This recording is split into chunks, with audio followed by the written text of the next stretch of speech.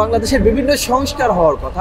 দীর্ঘ 4 মাস অতিবাহিত হয়ে যাওয়ার পরে বাংলাদেশের কোনো সংস্কার এখনো হয়নি। কিন্তু এখানে সুশীল যারা আছে এরা আসলে যেটা করে সেটা হলো তারা দুইটা জায়গায় ব্যালেন্স করার চেষ্টা করে। তো এখন বলছে অনেকে যে আগেই তো ভালো ছিলাম, তো আগেই ভালো ছিলাম যারা বলছে তারা কোনো না কোনোভাবে আওয়ামী লীগ দ্বারা এবং ইন্ডিয়া দ্বারা প্রভাবিত। পরিস্থিতির কথা যদি বলেন, বাংলাদেশের দ্রব্যমূল্যের ঊর্ধ্বগতি কমেনি এবং বাংলাদেশের বিভিন্ন সংস্কার হওয়ার কথা। দীর্ঘ 4 মাস অতিবাহিত হয়ে যাওয়ার পরে বাংলাদেশের কোনো সংস্কার এখনো হয়নি, দৃশ্যমান কোনো সংস্কার আমরা দেখতে পাইনি। আমরা জানি রাষ্ট্র ব্যবস্থা সংস্কারের জন্য বাংলাদেশে যে সংস্কার কমিশনগুলো গঠন হয়েছে সেগুলো কাজ করছে এবং সেগুলোকে বিভিন্ন প্রস্তাবনা দেওয়া হচ্ছে, কিন্তু এই 4 মাসে যে দৃশ্যমান যা হওয়ার কথা ছিল সেটা হয়নি বলেই আমি মনে করি। এবং ভারতীয় যে আধিপত্যবাদ, সেই আধিপত্যবাদকে রুখে দেওয়ার জন্য এই সংস্কারগুলো পিছিয়ে যাচ্ছে বলেই আমি মনে করছি। কারণ ভারত আমাদের উপর বিভিন্নভাবে চাপ দিয়ে যাচ্ছে। আমরা জানি ইসকন ইস্যু এবং এই যে চিন্ময় কৃষ্ণ দাসকে নিয়ে এই ভারত বিভিন্নভাবে বাংলাদেশকে অস্থিতিশীল করে রেখেছে। যে অস্থিতিশীল পরিবেশের মধ্যে বাংলাদেশের অন্তর্বর্তীকালীন সরকার কাজ সেভাবে করতে পারছে না বলেই আমি মনে করি। আর সেই জন্য কাজটা সেভাবে আগায়নি। কিন্তু আমি মনে করি এই সরকার বিগত সরকারের চেয়ে অনেক ভালো অবস্থানে আছে। আমাদের সবসময় মাথায় রাখতে হবে যে ইন্ডিয়ার যে আগ্রাসন এবং যে প্রভুসুলভ আচরণ, এই আচরণকে কোনোভাবেই আমরা এটাকে অ্যালাউ করছি না বা করবো না। এরপরে যদি কোনোদিন ইন্ডিয়ার সাথে আমাদের কোনো সম্পর্ক কোনো কিছু হতে হয়, কোনো সম্পর্ক হয়, সেটা ন্যায্যতার ভিত্তিতেই হবে।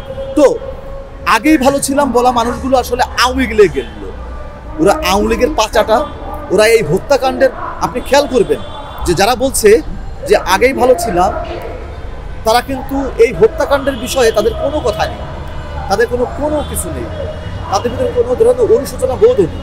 আচ্ছা, বর্তমানে আমরা ভালো আছি কিনা, একটা শূন্য জায়গা তৈরি করে দিয়ে গেছে, সব কিছু লুটপাট করে নিয়ে গেছিল।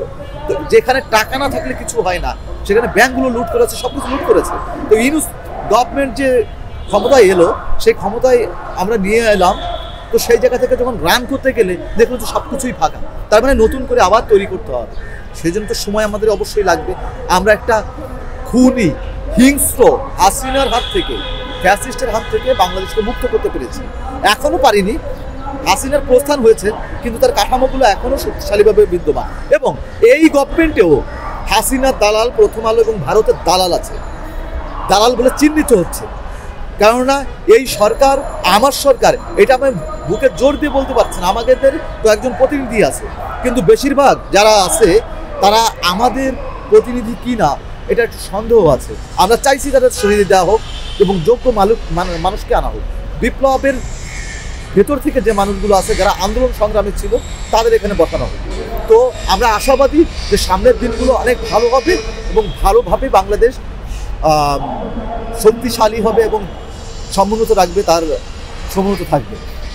তো আমরা এই আশাটা করতেই পারি। এর জন্য সময় লাগবে, হয়তো বা 3 মাস 6 মাস সময় লাগবে, কিন্তু বাংলাদেশ সক্রিয় হবে, দাঁড়াবে এবং শক্তিশালী হবে।